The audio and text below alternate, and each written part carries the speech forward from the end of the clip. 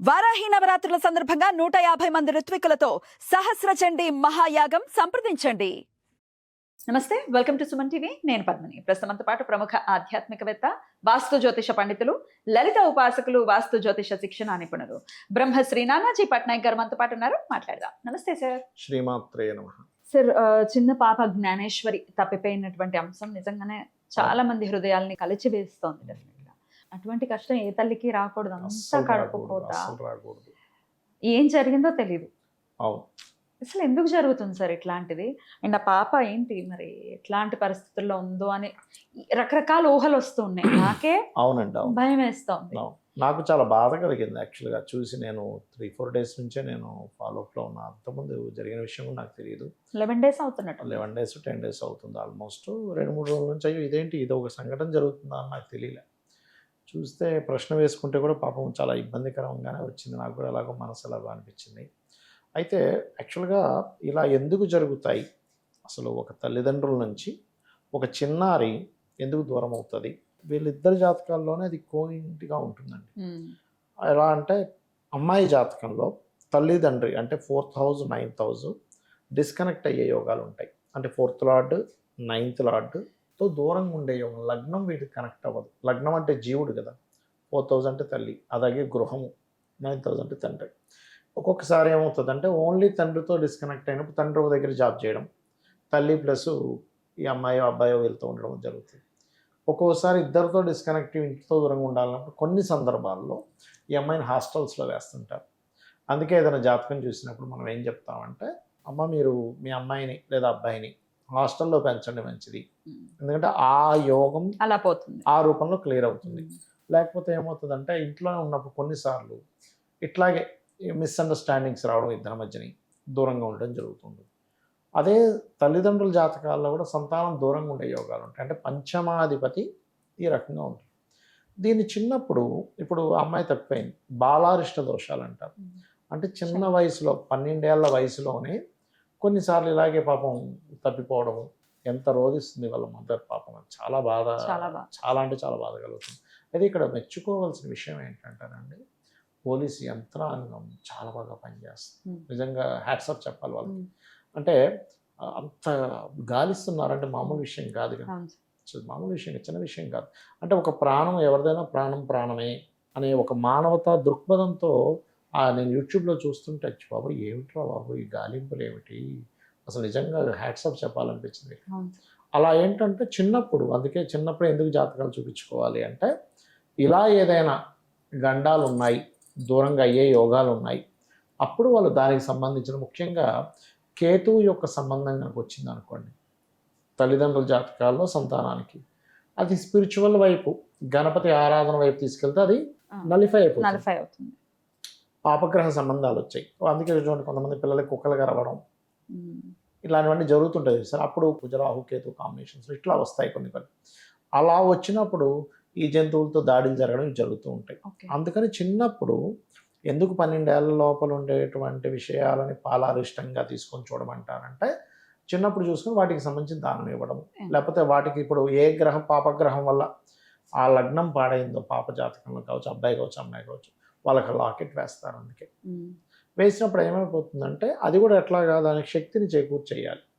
ఊరికే ఏదో వేసేసామన్నట్టు కాకుండా దానికి ఒక శక్తి, ఆ శక్తి చేకూర్చినప్పుడు అది రక్షిస్తూ ఉంటుంది వాళ్ళ పిల్లల్ని.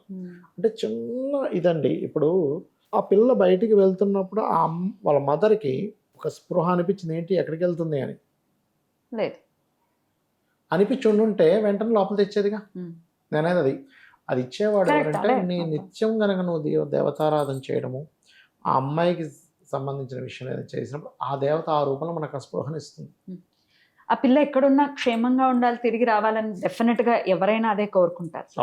అయితే ఈ టాపిక్ తీసుకుని నేను అడగదలుచుకున్నది ఏమిటి అంటే, పిల్లలు ప్రతి ఇంట్లో కూడా పసిపిల్లలు ఉంటారు, ఎదిగే పిల్లలు ఉంటారు. ఈ పిల్లలకి రక్షణ కవచం లాగా మనం ఎటువంటి ఆరాధన చేస్తే వారికి ఎటువంటి ఆపదలు దరి చేరబోనంటే ఏం చెప్తారు సార్?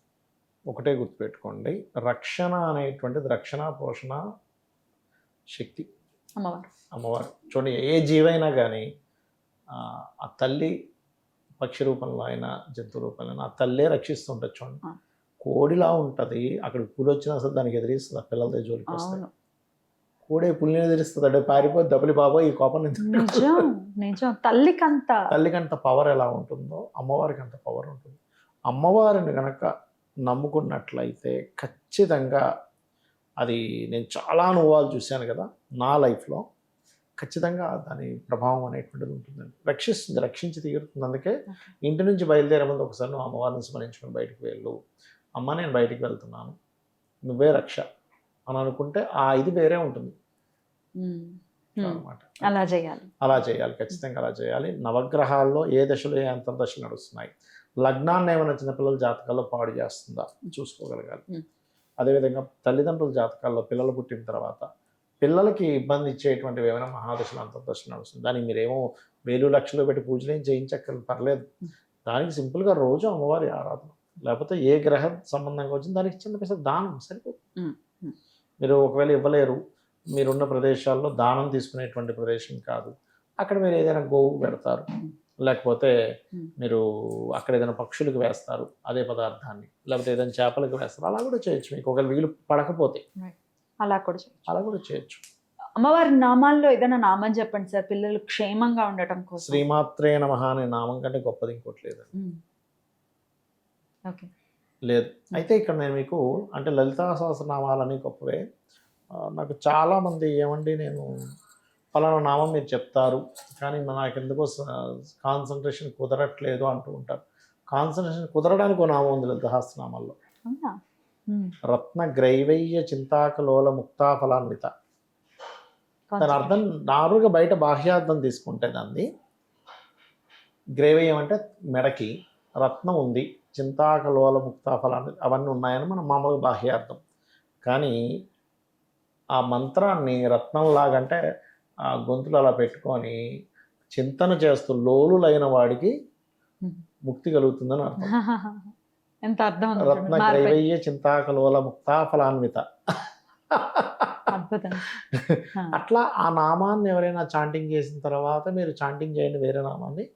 అసలు ఆ నామం యొక్క అదేదో రామదాస్ అంటాడు చూసారా, ఓ రామ నీ నామం ఎంతో రుచిరా అని. అలా నామం యొక్క రుచి తెలియాలి మీకు ఫస్ట్. శ్రీమాత్రే నమః అన్నాం, శ్రీమాత్రే నమః, శ్రీమాత్రే నమః, శ్రీమాత్రే, దాన్నే కాన్సన్ట్రేషన్గా చేయాలి. అప్పుడు ఆ దేవత అక్కడికి వస్తుంది, వచ్చి చూపిస్తుంది. అద్భుతంగా అలాగే జరగాలి ఖచ్చితంగా. ఇందాకన్నట్టుగా జ్ఞానేశ్వరి ఎక్కడున్నా సేఫ్గా మళ్ళీ ఇంటికి తిరిగి రావాలని మనం అందరం అదే కోరుకోవాలి, కోరుకుంటూ మన పిల్లలందరూ కూడా సేఫ్గా ఉండాలి అని ఈ సందర్భంగా కోరుకుంటూ కృతజ్ఞతలు సార్. నమస్తే. శ్రీమాత్రే నమః.